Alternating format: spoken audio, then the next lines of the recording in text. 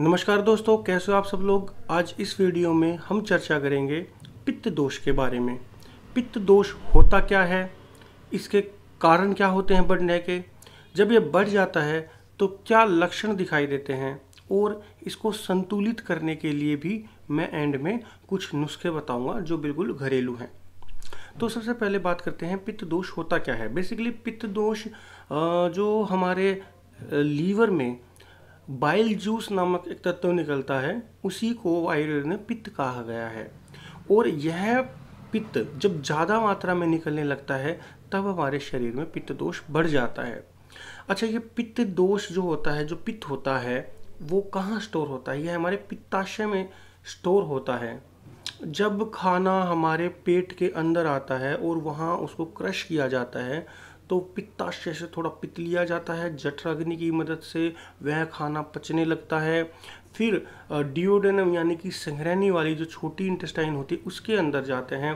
फिर पैनक्रियास से कुछ अलग अलग रस निकलते हैं, कुछ बाइल जूस और कुछ जठराग्नि से फिर वह खाना पचने की प्रक्रिया होती है। छोटी आंत से फिर बड़ी आंत में जाता है।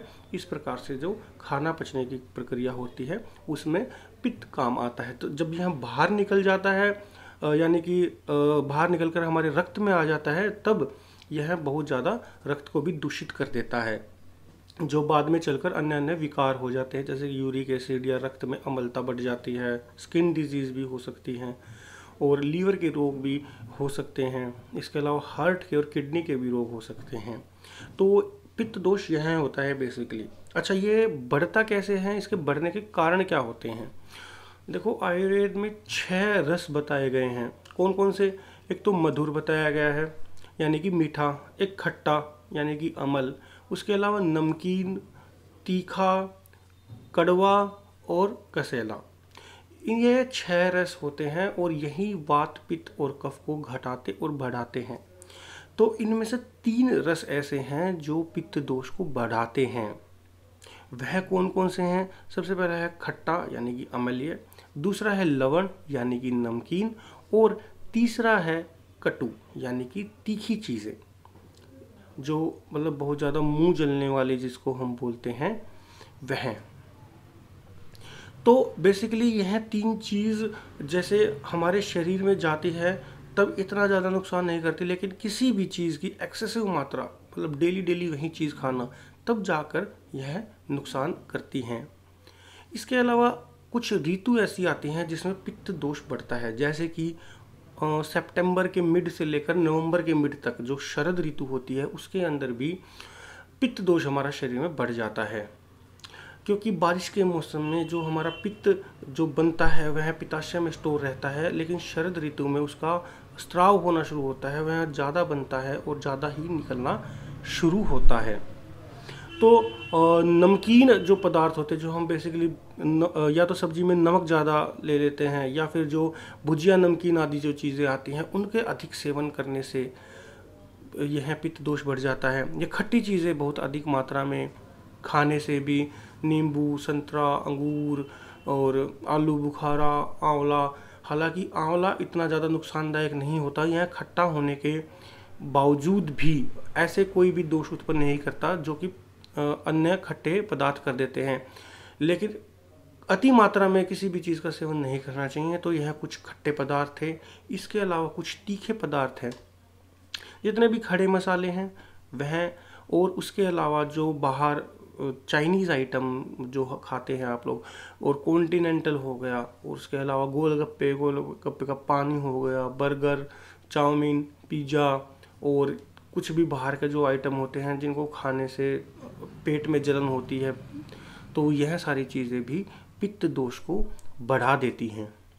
इसके अलावा बहुत अधिक मात्रा में शराब का सेवन करना, यह भी पित्त दोष को बढ़ा देता है, क्योंकि आप सभी जानते हैं शराब बेसिकली हमारे शरीर में गर्मी उत्पन्न करती है और यह पित्तवर्धक भी होती है, तो यह हमारे पित्त दोष को बढ़ा देती है। उसके अलावा कुछ एलोपैथी की मेडिसिन्स होती हैं जो हमारे शरीर में पित्त दोष को बढ़ा देती है।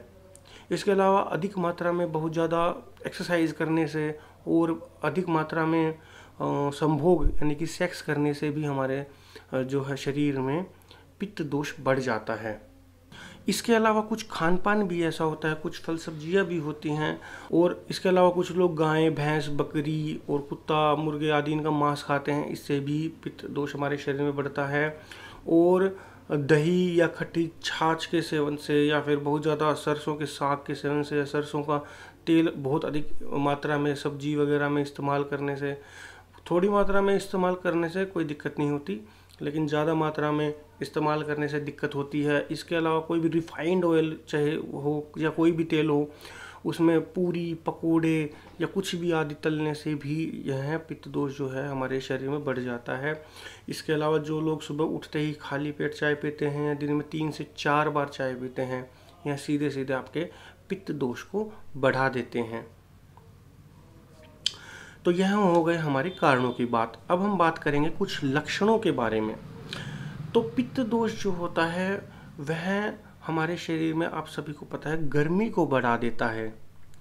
अगर आपके शरीर में कहीं पे भी जलन हो रही है, आपकी वो छाती में भी हो सकती है, हृदय वाले एरिया में भी हो सकती है, पैरों के तलवे में भी हो सकती है, पैरों में हो सकती है, पैरों के पिंडलियों में हो सकती है, हाथ की हथेलियों में हो सकती है, सिर में हो सकती है, जिस भी रोगी के शरीर को छूने से अगर वह गर्म मालूम पड़ता हो तो भी वह पित्त दोष के बढ़ने के लक्षण होते हैं।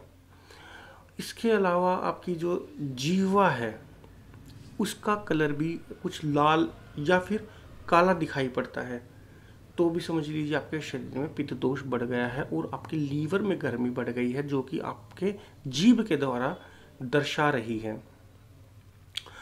उसके अलावा कुछ चींटियां चलने जैसी भी हमारे शरीर में अलग अलग अंगों में चीज़ें देखी गई हैं, और यह बेसिकली ज़्यादातर यूरिक एसिड हमारे शरीर में जब बढ़ता है तब यह दिक्कत होती है। इसके अलावा और क्या क्या सिम्टम्स हमें दिखाई दे सकते हैं। पेशाब का कलर बहुत ज़्यादा पीला हो जाता है, आंखें भी कई बार पीली हो जाती हैं, और कई बार हमारे शरीर का रंग भी पीला सा दिखाई देने लग जाता है, और आगे चलकर यह पीलिया रोग में ही बदल जाता है। तो यह सारे पित्त दोष के ही लक्षण होते हैं। इसके अलावा और क्या लक्षण दिखाई देते हैं, भूख की कमी देखी जा सकती है, खट्टी डकारें बहुत ज़्यादा आती हैं। डकारें भी 2 तरह की आती हैं, एक मीठी डकार भी आती है, खट्टी। मीठी डकार वाले में समझिए कि आपको कफ दोष बढ़ा हुआ है, खट्टी अगर आती है तो समझिए आपके पित्त दोष बढ़ा हुआ है, और यह आपके पेट के डाइजेशन को भी दिक्कत करता है, तो समझ लीजिए कि आप यह पित्त दोष की वजह से हो रहा है, और आगे चलकर IBS रोग में भी यह बदल जाता है। तो मैंने आपको शुरू में बताया था कि हमारा जब खाना पचता है तो वह छोटी आंत में आता है, उससे पहले वह एक छठी कला जो होती है हमारी पित्तधरा, वहाँ पे संग्रहणी नामक एक कला होती है, और वह जो संग्रहणी कला होती है उसी के बिगड़ने को ही हम संग्रहणी या ग्रहणी IBS रोग बोलते हैं। तो जिसके कारण यह आगे चलकर IBS रोग में कन्वर्ट हो जाते हैं। जिनके पित्त दोष बढ़ा होगा उनको बहुत ज़्यादा गुस्सा भी आएगा, चिड़चिड़ापन उनके अंदर होगा, बहुत जल्दी थक जाएंगे, वो कोई भी मेहनत भरा काम करेंगे, तो यह भी पित्त दोष के लक्षण हैं। मुंह का स्वाद थोड़ा सा कड़वा सा रहेगा या फिर थोड़ा सा खट्टा सा रहेगा। नींद में कमी भी देखी जा सकती है, शरीर में गर्माहट भी देखी जा सकती है, पित्त दोष जब बढ़ता है। और इसके अलावा आपका जो नाखून है या फिर जो आपकी आँखें हैं वह भी पीली दिखाई दे सकती हैं। इसके अलावा बहुत ज़्यादा पसीना आना, पसीने की वजह से शरीर में दुर्गंध का आना, मुंह से दुर्गंध आना, यह सारे भी लक्षण पित्त दोष के बढ़ने के कारण दिखाई देते हैं। इसके अलावा बात बात पे चिढ़ना, बात बात पे गुस्सा आना, यह सारे भी लक्षण पित्त दोष के होते हैं। तो यह कुछ बेसिक से लक्षण मैंने अभी आपको बताए हैं। अब हम बात करेंगे कि पित्त दोष को कंट्रोल कैसे करा जाए। तो सबसे पहले तो जो ये मैंने 3 रस बताए हैं, खट्टा, नमकीन और तीखा, इन रस को बिल्कुल अवॉइड कर दीजिए। इसके अलावा जो अन्य 3 रस बच गए तो वह पित्त दोष को घटाते हैं। देखिए आयुर्वेद में कोई भी औषधि लगा लीजिए, अगर किसी का गुण किसी को बढ़ाता है ना तो वह अन्य चीज़ों को घटाता मिलेगा। अगर कोई भी चीज़ वात को बढ़ाएगी तो इसका मतलब है पित्त और कफ को घटाएगी। तो इसी प्रकार से जो अन्य जो रस बच गए, जैसे कि मधुर यानी कि मीठा और कड़वा और कसेला। तो यह तीनों रस की चीज़ें आप थोड़ी सी ज़्यादा मात्रा में खाएं। जैसे कि मीठे के तौर पर अगर हम बात करें तो मैं कोई केमिकल वाली चीनी या केमिकल वाली मिठाई के बारे में बात नहीं कर रहा हूँ। आप शहद ले सकते हैं, शहद मीठा भी होता है, कसेला भी होता है, तो आप शहद का सेवन कर सकते हैं। आंवला, जो कि मैंने इसमें खट्टा होने के बावजूद भी बताया था कि यह तो नुकसान नहीं करता, लेकिन आंवले की तासीर एक ठंडी भी है। तो इसमें आप, क्योंकि यह हमारे शरीर में गर्मी पैदा करती है, तो आप आंवले का चूर्ण और शहद का चूर्ण, या फिर हरड़ की तासीर भी ठंडी होती है और यह त्रिदोष नाशक होती है। तो हरड़ का चूर्ण और शहद, या फिर त्रिफले का चूर्ण और शहद, या फिर त्रिफले का काढ़ा और शहद का सेवन कर सकते हैं। इसके अलावा जो देशी धागे वाली मिश्री होती है, उसकी तासीर भी ठंडी होती है और वह मधुर भी होती है। कभी भी आपके खट्टी डकार आ रही है तो आप उसका एक टुकड़ा चूस लीजिए, आपकी तुरंत खट्टी डकार खत्म हो जाएगी, आपको कोई भी इनो विनो लेने की ज़रूरत नहीं पड़ेगी।